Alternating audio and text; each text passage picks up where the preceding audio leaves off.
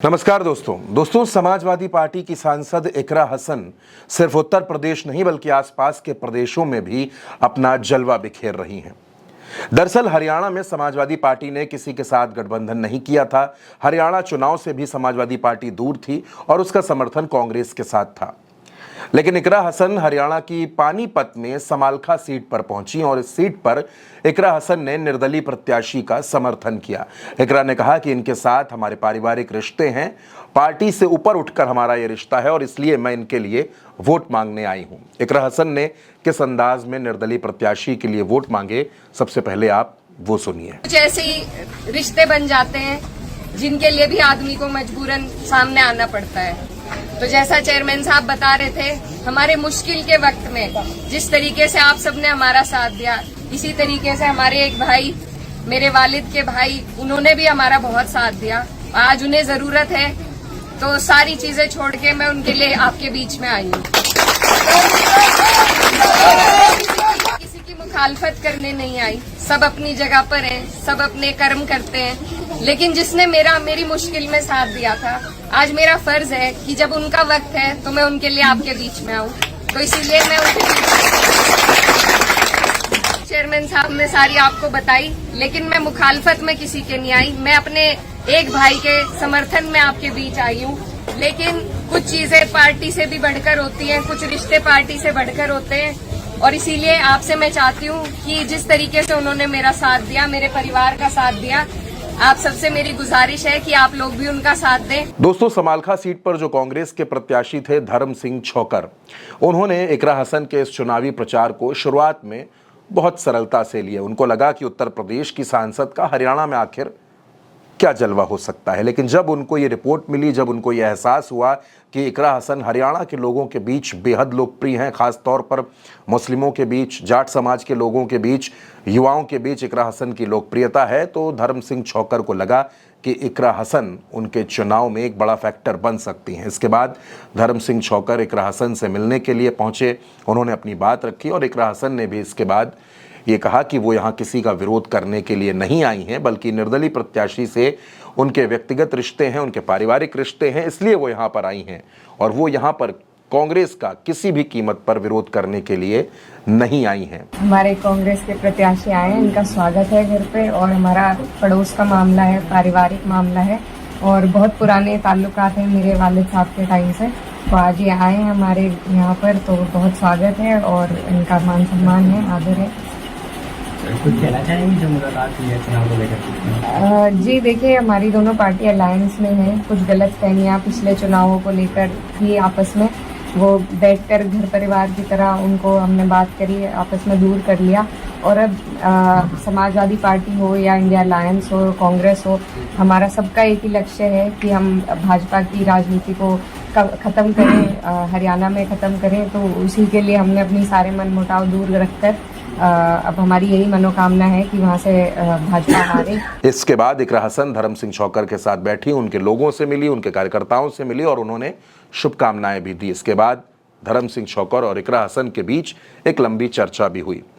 दरअसल दोस्तों, इकरा हसन जब से सांसद बनी है तब से उनकी लोकप्रियता लगातार बढ़ती जा रही है। मुंबई में भी हमने देखा कि मुंबई में इकरा हसन का स्वागत करने के लिए होड़ मची थी। इकरा हसन ने वहां भी अपने भाषण से अपना दम दिखाया था और अब अखिलेश यादव भी इकरा हसन की खूबियों को, इकरा हसन की ताकत को पहचान रहे हैं और आने वाले वक्त में, यानी जब उत्तर प्रदेश में 10 सीटों पर उपचुनाव होगा तो पश्चिम में सबसे बड़ी जिम्मेदारी इकरा हसन के कंधों पर आने वाली है।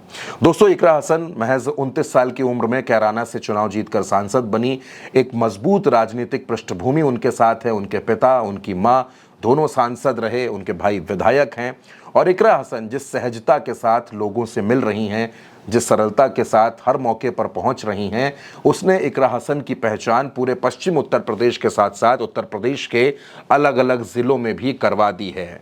अब इकरा हसन समाजवादी पार्टी का वो चेहरा है जो किसी परिचय की मोहताज नहीं है। और इकरा को लेकर एक और जो दूसरी खबर चर्चाओं में है, जिसका जिक्र उल्टा चश्मा यूसी ने पहले भी किया है, कि इकरा हसन का संसद में सिटिंग अरेंजमेंट बदल सकता है और वो अखिलेश यादव और अवधेश प्रसाद के साथ पहली रो में, पहली कतार में नजर आ सकती हैं। यानी दोस्तों, इकरा हसन का जो कद है, जो सियासी कद है, वो लगातार बढ़ता जा रहा है। सिर्फ उत्तर प्रदेश नहीं बल्कि हरियाणा में भी, महाराष्ट्र में भी इकरा हसन को जानने वाले, इकरा हसन को पहचानने वाले लोगों की एक लंबी तादाद है।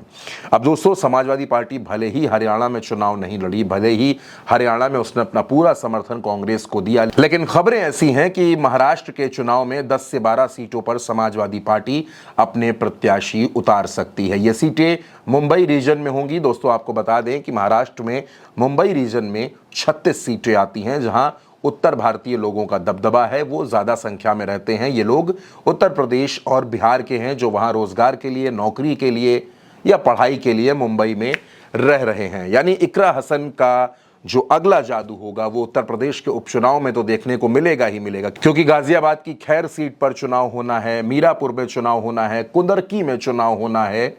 इन तमाम सीटों पर इकरा हसन की डिमांड है, उनकी चुनावी जनसभाओं की, उनकी रोड शो की डिमांड हो रही है। हालांकि अभी समाजवादी पार्टी ने यह तय नहीं किया है कि सीट पर कौन सा प्रत्याशी चुनाव लड़ेगा, कौन सी सीट कांग्रेस को दी जाएगी, अभी उस पर भी मंथन चल रहा है। लेकिन फिलहाल एक बात बिल्कुल साफ है कि उत्तर प्रदेश में जब भी उपचुनाव होगा या समाजवादी पार्टी 2027 में विधानसभा चुनाव लड़ेगी, तो इकरा हसन के कंधों पर बड़ी जिम्मेदारी होगी। अखिलेश यादव और डिंपल यादव इकरा हसन पर बेहद भरोसा करते हैं। दोस्तों, इकरा हसन अखिलेश यादव के बेहद करीबी नेताओं में भी शुमार होती हैं, क्योंकि मजबूत राजनीतिक घराने से आती हैं, वो राजनीतिक घराना जिसका पश्चिम की राजनीति में दबदबा है।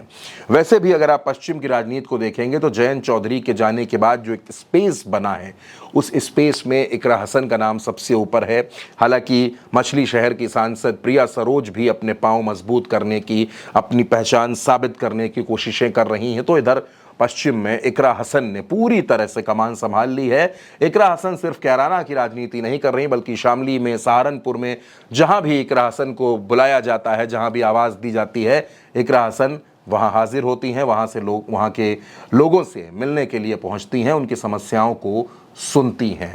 अब दोस्तों, इकरा हसन जिस तरह से हरियाणा में अपना जलवा दिखा करके आई हैं, तो उत्तर प्रदेश में भी उनकी छवि और मजबूत हुई है। मजबूत नेता के तौर पर वो आगे बढ़ी हैं। अब देखना होगा कि आने वाले वक्त में इकरा हसन को समाजवादी पार्टी और कौन सी बड़ी जिम्मेदारी देने वाली है। दोस्तों, फिलहाल के लिए इस वीडियो में इतना ही। इस वीडियो के बारे में, इस खबर के बारे में अपनी राय हमें कमेंट बॉक्स में ज़रूर बताइएगा।